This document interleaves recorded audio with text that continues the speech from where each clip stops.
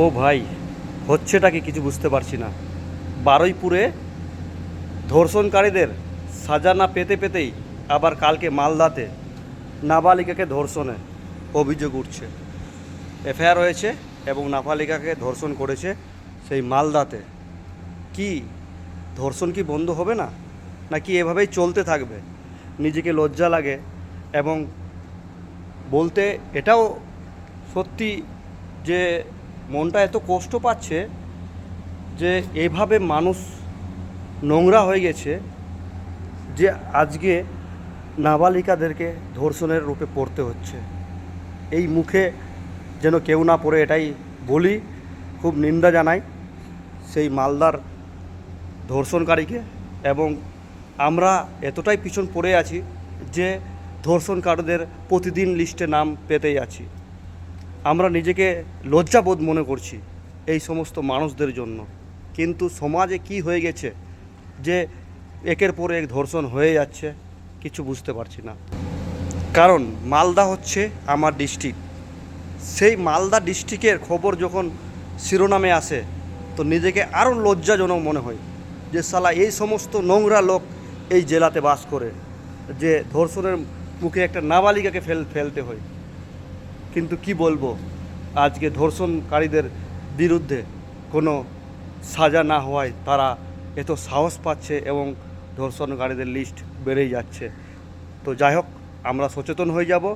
এবং আমি তো বলি প্রতিটা মেয়েকে নিজের সেফটির জন্য যা যা প্রয়োজন নিয়ে ঘুরো। কারণ যখনই বিপদে পড়বে ডাইরেক্ট ডাইরেক্ট তুমি নিজের জান বাঁচানোর জন্য, নিজের জীবনকে বাঁচানোর জন্য, নিজের শরীরকে রক্ষা করার জন্য যা যা করার করো। প্রতিটা মেয়েকে আমি এটাই বলবো যে নিজের সেফটি নিজের কাছে সবসময় রাখবে। নিজের জীবনকে বাঁচানোর জন্য, নিজের জীবনকে লড়াইয়ের মুখ থেকে জিতার জন্য নিজের কাছে সেফটি সবসময় বানিয়ে রাখবে। সবসময় কোনো না কোনো জিনিস নিয়ে বাইরে বেরোবে।